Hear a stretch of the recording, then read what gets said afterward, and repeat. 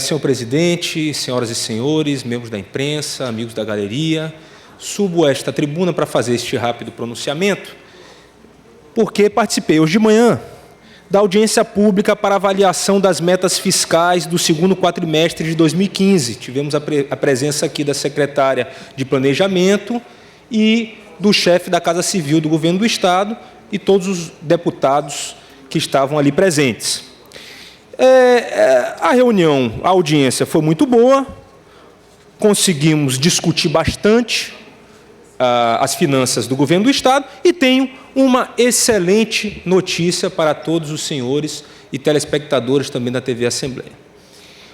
As finanças do Governo do Maranhão vão muito bem, obrigado. Não tem problema nenhum, não tem rombo nenhum.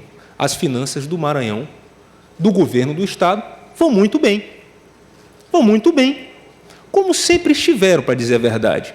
O governo passado deixou uma política orçamentária excelente. E ela permanece. Está muito bem. Eu quero parabenizar a todos que fez parte no passado da equipe econômica e que faz parte neste governo da equipe econômica. Mas vamos aos fatos, porque eu não gosto de ser leviano.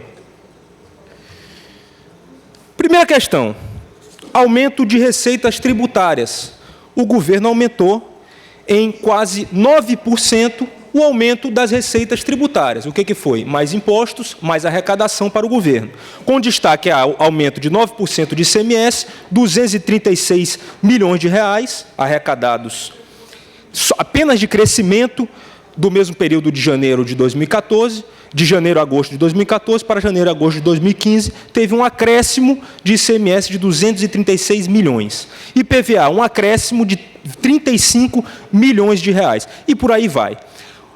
Só sei dizer que o crescimento das receitas tributárias foi da ordem de 266 milhões de reais. A coisa vai muito bem.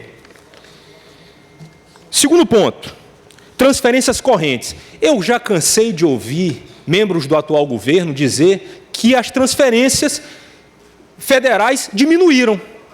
Ora, que grata surpresa, hoje, nesta apresentação, nessa audiência pública, e até estava ao lado do nosso deputado Maranhãozinho, e vi que o governo teve aumento das suas transferências correntes, um aumento de 3%, com destaque ao FPE, que aumentou 6,53%, ou seja, não há crise no governo do Maranhão.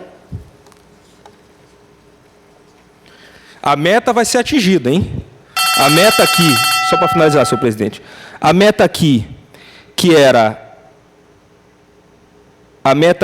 de 5 bilhões e 57 milhões para as transferências correntes, já foi atingida em 5 bilhões e 96 milhões. Ou seja, a meta foi atingida.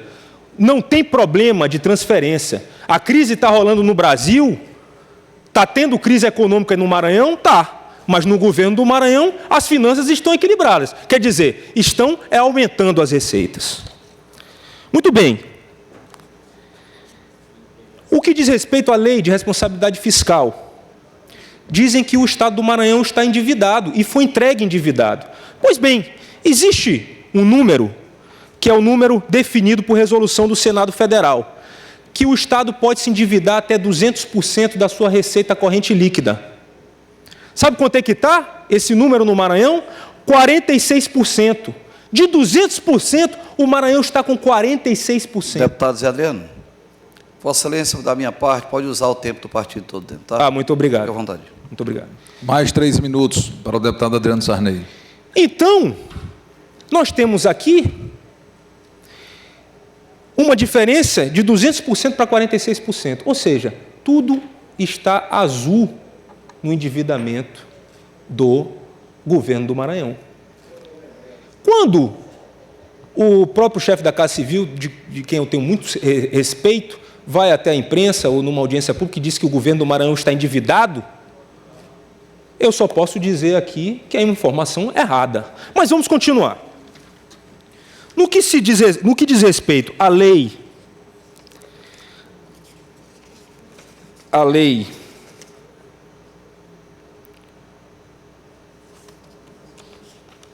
a questão dos gastos com o pessoal, O limite de alerta para a Lei de Responsabilidade Fiscal é de 44%. Sabe quanto que nós estamos? Em 42%. Sabe como é que era no ano passado? 39,57%. Houve um aumento. Nada muito alarmante, mas houve um aumento de gastos com o pessoal. Por que não é alarmante? Porque nós ainda estamos a 2 pontos do limite de alerta. E a lei pode prever até 49%. Existe um alerta, e eu alertei na audiência pública de hoje. Esse limite da Lei de Responsabilidade Fiscal está aumentando com o passar dos anos. No governo atual, aumentou muito. Precisamos estar conscientes disso, porque o governo pode ter problema de aprovação de suas contas aqui e no Tribunal de Contas do Estado. Então, amigos e amigas, o que eu quero dizer aqui é que, enquanto a economia do Maranhão vai mal, porque alguns anos atrás, para quem não se lembra, o governo do Maranhão crescia a uma média aí de 10% ao ano. A previsão para esse ano é de menos 2% do PIB. Mas as finanças do governo vão muito bem, obrigado. Inclusive, nós temos disponibilidade de caixa de 1.663 bilhões. E aí eu me pergunto, com 1.663 bilhões, por que o governo não paga as emendas dos parlamentares? Por que o governo não paga os convênios com as prefeituras? 1.663 bilhões. E não são números inventados por mim. São números apresentados hoje pela CEPLAN. E eu vou além. Houve uma discussão lá, uma discussão muito educada, aliás, entre eu e o chefe da Casa Civil, Marcelo Tavares, discutindo a questão das dívidas do Estado.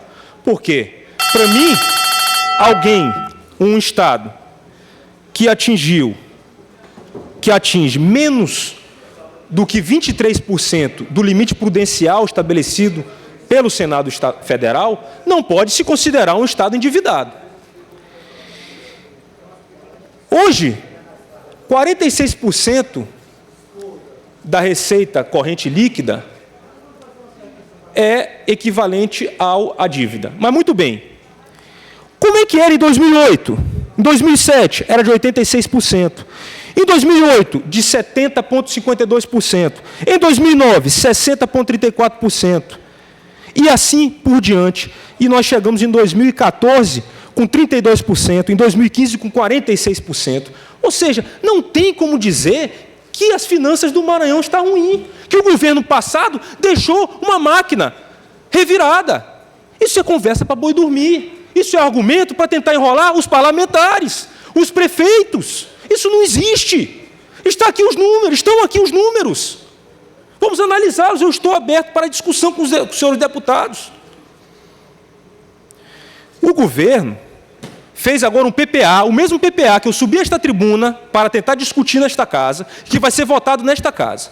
Esse PPA prevê que em 2016, 2017, 2018 vai ter gasto do BNDES. Vão esgotar todos os recursos que estão em caixa do BNDES em 2016, 2017 e 2018, durante o governo atual.